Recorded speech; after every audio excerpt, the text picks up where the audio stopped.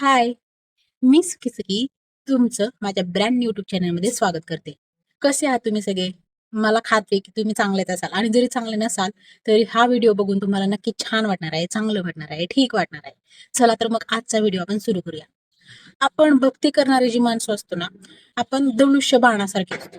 म्हणजे आता धनुष्यबाण बघा, आपण चालवताना काय करतो, आपल्याला तो बाण ज्या आपण निशाण्यावर सोडायचंय ना, त्याआधी त्या बाणाला आपण मागे खेचतो आणि आपण जेवढं पण मागे खेचतो ना, तेवढा तो बाण पुढेपर्यंत जातो. म्हणजे तेवढ्या वेगाने तो त्या निशाण्यावर बरोबर लागतो. आणि आपलं पण सेम तसंच असतं. आपल्या दृष्टीने आपल्याला असं वाटत असतं, की आपण सगळ्या दुनियेपेक्षा आपण मागे आहोत. म्हणजे आपलं लग्न लवकर जमत नसतं किंवा एखादी नोकरी करत असतो, त्याच्यामध्ये योग्य ते पद मिळत नसतं. आपण त्याच्यामध्ये काही ना काहीतरी आपल्याला संकट येत असतात किंवा आयुष्यात सुद्धा काही ना काहीतरी संकट आलं असतात.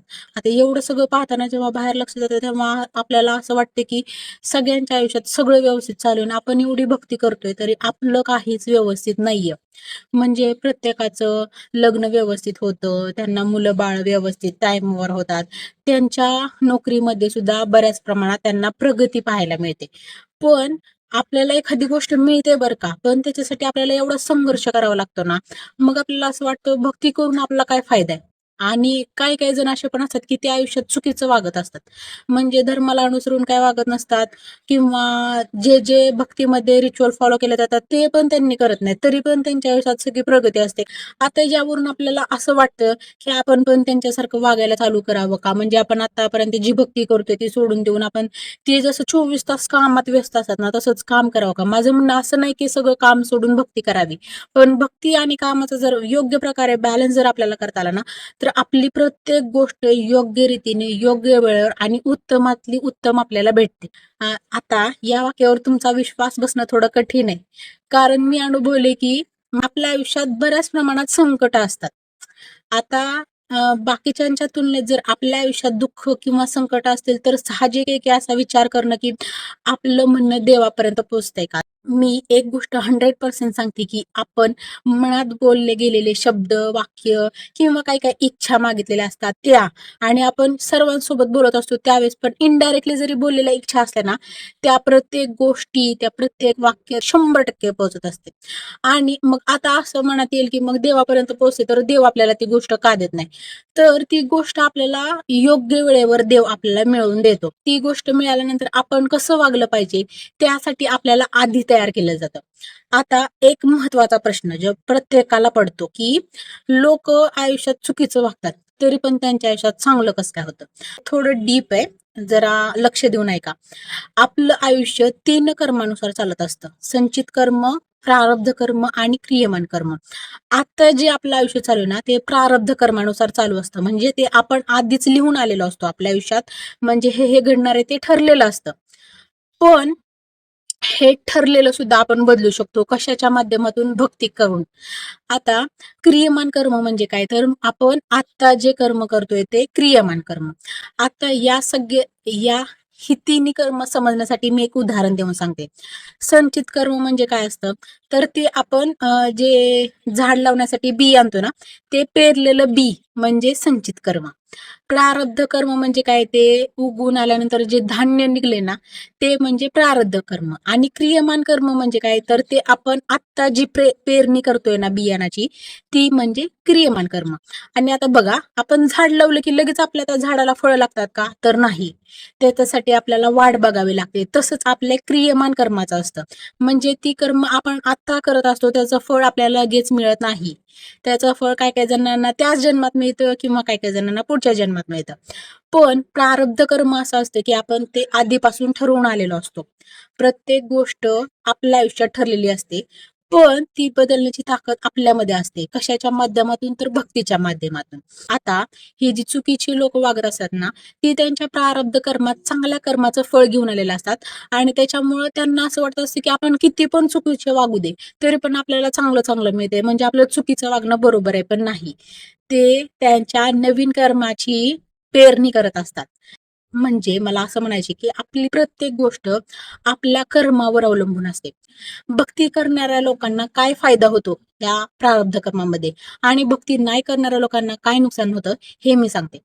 जेव्हा आपल्या प्रारब्धात लिहिलेली वाईट कर्म आपल्याला भोगायची असतात, त्याऐवजी आपण भक्ती करत असू ना, एकदम निस्वार्थ भावनेने भक्ती करत असू ना, तर म्हणजे उदाहरणार्थ जर मोठा ऍक्सिडेंट व्हायचा असेल ना, तर आपल्याला एकदम ठेचवर निभावलं जातं. म्हणजे ज्या गोष्टी मोठ्या प्रमाणात आपल्याला त्रास देणार असतात ना, त्या छोट्या स्वरूपात आपल्या आयुष्यात येतात, पण त्या आपल्याला भोगाव्या लागतात. आपल्या दृष्टीने ते आपण मोठ्या असतात. मला असं वाटतंय की त्या खूप मोठ्या प्रमाणात असतात, पण फक्त भक्तीच्या माध्यमातून आपण त्या छोट्या प्रमाणात भोगलेल्या असतात. आणि आता जे भक्ती करत नाहीत त्यांना असं वाटत असतं, की आपण चुकीचं वागतोय म्हणजे छान करतोय तरी पण आपल्याला देव शिक्षा करत नाहीये वगैरे. तर ते त्यांच्या चुकीच्या कर्मांची म्हणजे पुढच्या आयुष्याची पेरणी करत असतात. मग आता जर वाईट कर्म केली तर ते थोडीच चांगलं आयुष्य जगू शकणार आहेत. ते वाईटच आयुष्य जगणार आहेत. आणि आता पुढची गोष्ट. आता आपल्याला आपण जेव्हा हे जगत असतो ना, तेव्हा एक मायेचं जाळं पसरलेलं आहे. म्हणजे ही माया काय करत असते, तर आपल्याला ते दाखवते मुद्दामून, की बघा चुकीचं वागायलेत वगैरे आणि तरी पण त्यांचं आयुष्य चांगलं होतंय. तर बऱ्याच भक्ती करणाऱ्या लोकांच्या मनात असा भ्रम निर्माण होतो, की चुकीचं वागलं तरी पण आपल्याला हे सगळं मिळू शकतं. तर मग काही जण बरेच असतात, की ज्यांचा त्यांच्या गुरूंवर, त्यांच्या इष्टदेवावर विश्वास नसतो ना 100%, ते भक्ती सोडून देतात आणि या चुकीच्या मार्गाला लागतात. आणि मग त्यांचा त्या भक्ती करण्यामध्ये गॅप पडतो. म्हणजे ते ते आयुष्य जगतात, चुकीचं जगलेलं आयुष्य जगतात. पण तरी पण त्यांना अशी काय ठेच पोहोचते, की पुन्हा त्यांना भक्तीच्या मार्गावर यावं लागतं. पण काय झालेलं असतं, गॅप पडलेलं असतं. आता आपण शिक्षण घेत असतो, 10वी पर्यंत शिकलो कंटिन्यू आणि परत काही कारणानिमित्त आपल्याला शाळा, कॉलेज सोडावं लागलं. आणि परत काही वर्षानंतर आपल्याला जर ते पुन्हा शिक्षण चालू करायचं असेल, तर गॅप पडलेला असतो. तो भरून काढायला आपल्याला किती त्रास होतो. म्हणजे आधी जी मेहनत लावायची ना, त्यापेक्षा डबल मेहनत आपल्याला ते शिक्षण घेण्यासाठी लावावी लागते. सेम तसंच असतं. जर आपण भक्ती कंटिन्यू जर केली ना, तर आपल्याला आपली कमी मेहनत लावावी लागते. पण जर आपण एकदा चांगलं वागतोय, दुसऱ्याकडे बघून पुन्हा वाईट वागायला चालू करून भक्ती सोडून देतोय, तर त्याच्यामध्ये काय होतं, तर आपलाच वेळ जातो आणि आपलीच भक्ती करण्याची मेहनत वाया जाते. आणि आपल्याला ज्या गोष्टी वेळ आधी मिळायच्या असतात, म्हणजे आपल्या ठरलेल्या वेळेत मिळायच्या असतात ना, ती वेळ सुद्धा पुढे निघून जाते.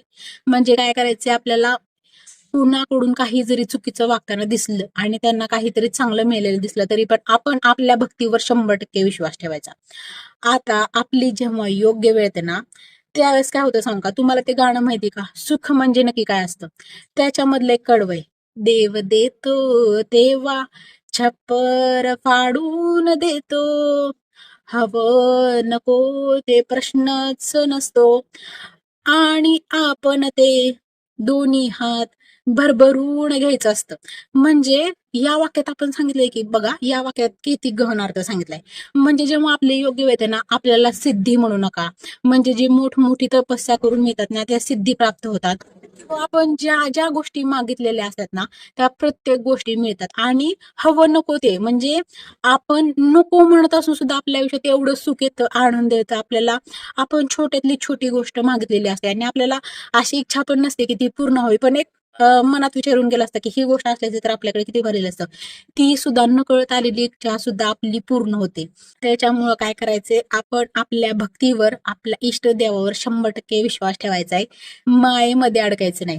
माझ्यावर विश्वास ठेवा. मी स्वतः अनुभवले, की जेव्हा आपण आपल्या आयुष्यात किती पण संकट येऊ दे, किती पण मनाविरुद्ध गोष्टी घडू दे, तरी पण जेव्हा आपण आपल्या इष्टदेवावर विश्वास ठेवतो ना, तेव्हा आपल्याला अशा गोष्टी मिळतात, ज्या इतरांच्या विचारात सुद्धा येत नाहीत. अशा गोष्टी मिळतात. आता व्हिडिओच्या पहिल्यांदा मी एक उदाहरण दिलं होतं धनुष्यबाणाचं. तसंच असतं. जेव्हा तो धनुष्यबाण खेचल्यानंतर तो बाण जेवढा मागे गेला असतो ना, तेवढ्याच वेगाने तो जेव्हा पुढे जातो ना, तेव्हा त्याने सगळ्यांना मागे टाकलेलं असतं. तसंच मागच्या आयुष्यात जेव्हा आपल्याला दुःख, संकट चालू असते, त्यावेळी जी लोकं पुढे गेलेली असतात ना, त्यापेक्षा पण आपण 100 पटीने पुढे गेलेलो असतो. म्हणजे आपल्याला त्या गोष्टी समजलेल्या असतात, की ज्या गोष्टींचा ही लोकं स्वप्नात सुद्धा विचार करू शकत नाहीत. म्हणजे आपलं लग्न का होत नाहीयेत किंवा आपल्याला नोकरी का मिळाली नव्हती आणि ती नोकरी मिळाली नसती, तर आपण आत्ता जे चांगलं आयुष्य जगतोय ना, ते आयुष्य चांगलं जगू शकलो नसतो. तर तसेच बऱ्याच सिद्धी सुद्धा मिळतात आपल्याला. आता सिद्धी म्हणजे काय? समोरच्या व्यक्तीच्या मनात काय चालू आहे हे समजू लागतं किंवा कोणता व्यक्ती किती खोटं बोलतोय ते सुद्धा समजू लागतं. या सिद्धी अशा अनेक प्रकारच्या सिद्धी आपल्याला प्राप्त होतात. पण मला व्हिडिओच्या शेवटीला एकच सांगायची, की जेव्हा आपण भक्ती करतोय ना, तेव्हा ती निस्वार्थ भावनेने करायची. म्हणजे मनात कोणती इच्छा करायची नाहीये. आता मला एक 100% खात्री पटली, की माझा अनुभव आहे बरं का. आपण जेव्हा एका विशिष्ट उंचीपर्यंत पोहोचतो भक्तीमध्ये, तेव्हा आपली कोणती इच्छाच राहिलेली नसते मागायची. म्हणजे जे आपण आधी मागत असतो ना, मला हे मिळावं, ते मिळावं, तशी काही इच्छाच राहिलेली नसते. आपलं मन शांत झालेलं असतं, समाधानी झालेलं असतं. आणि आयुष्यात किती पण पैसे द्या, समाधान विकत घेता येत नाही. आणि ते समाधान आपल्याला भक्तीमधून प्राप्त होतं. त्यामुळे भक्ती मार्ग सोडायचा नाही. किती संकट आली, किती गोष्टी मनाविरुद्ध घडल्या तरी. कारण याच गोष्टी नंतर पुढे जाऊन आपल्या आयुष्यात का घडल्या होत्या, याची उत्तरं ती भक्ती आपल्याला देत असते. धन्यवाद.